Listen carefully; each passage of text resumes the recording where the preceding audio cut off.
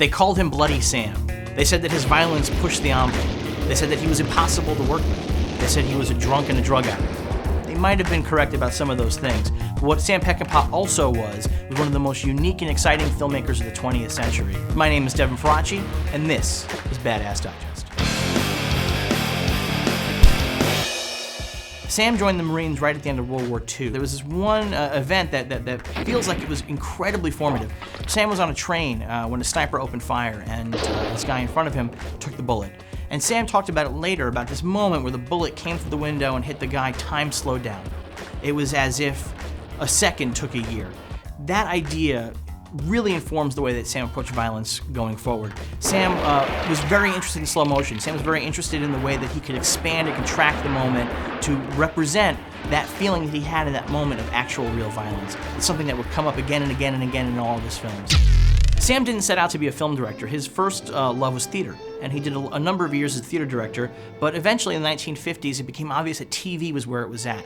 So Sam began working in television. He was a guy who helped develop Gunsmoke. He also developed a show called The Westerner. Both these shows now, looking back, are kind of hokey and cheesy, but at the time they were revelations. They were the beginning of the revisionist Western, sort of looking at the idea of the Western not just as a romantic myth, but also as reality and what these Western tropes actually meant, what violence meant, what honor meant. Coming off of the success of some of these TV shows, Sam got a couple of chances to make movies. His first, Deadly Companions, wasn't something he was very happy with, but his second film, Ride the High Country, begins to show what Sam Peckinpah was capable of. Because what Peckinpah does is not just show the moral gray area, the entire film is immersed in this moral gray area. We have a good guy and a bad guy, but you can no longer tell who's who at the end. Ride the High Country was a major hit. It was nominated for Oscars. All of a sudden, Sam Peckinpah was the talk of the town.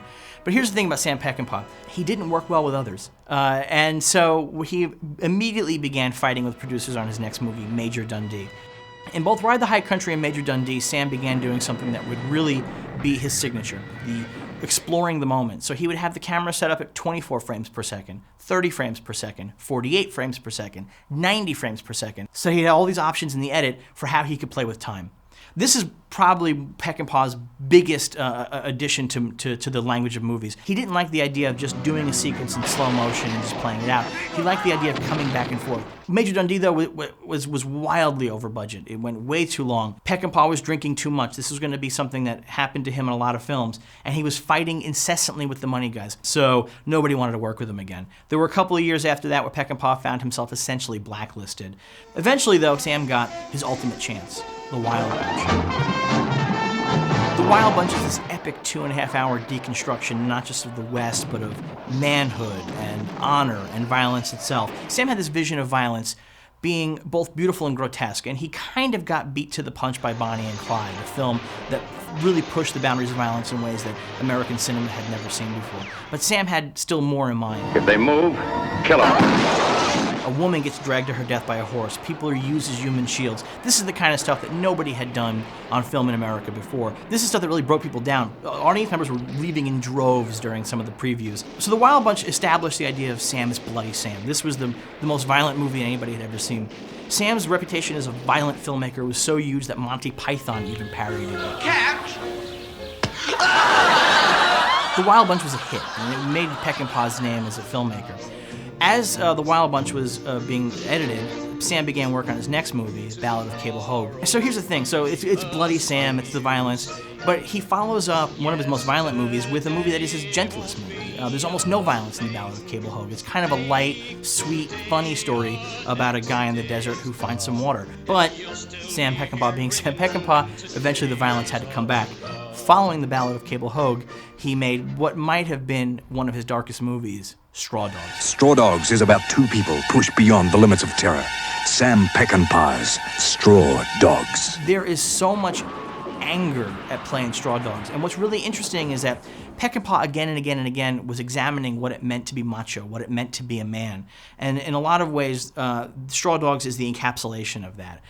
Straw Dogs is also the movie that really gets Sam painted as a misogynist, maybe rightfully so. It's Straw Dogs, where Susan George is being raped, and the way that it's shot and the expression on her face indicates that she likes it, that has really brought a lot of wrath down on Peckinpah.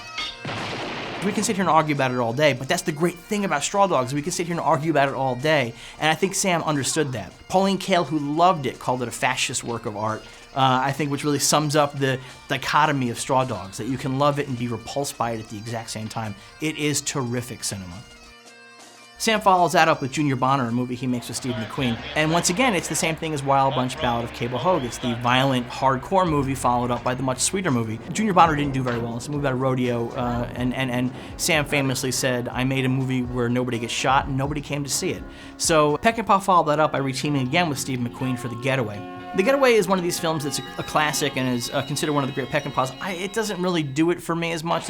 There is Peckinpah in there, but this is much more of a commercial movie. This is Sam trying to make a hit, and you can see it. And he made a hit, and he made it really well. It's a damn enjoyable movie. Peckinpah followed up the Getaway with Pat Garrett and Billy the Kid. Legends in their own time. This is a weird movie at the best of times. When it was released, the movie had been cut to shreds. It was incoherent. The director's cut makes more sense.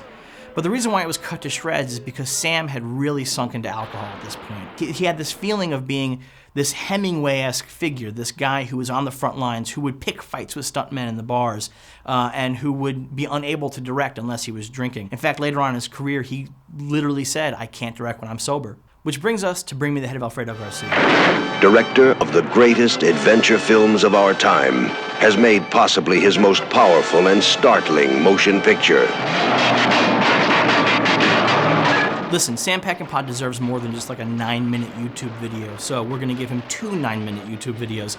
That's how big his career is. So we're gonna pause right here, right now, and we're gonna come back next week, and we're gonna pick it up from here, and we're gonna talk about the next phase of Sam's career, which, you know, I'm gonna spoiler, doesn't have a happy ending, but I think is just as incredible as the early stuff. So be back here again next week. Subscribe to make sure that you don't miss the episode, and comment below. What are your favorite Peckinpah films? My name is Devin Faraci, and this is Badass Digest.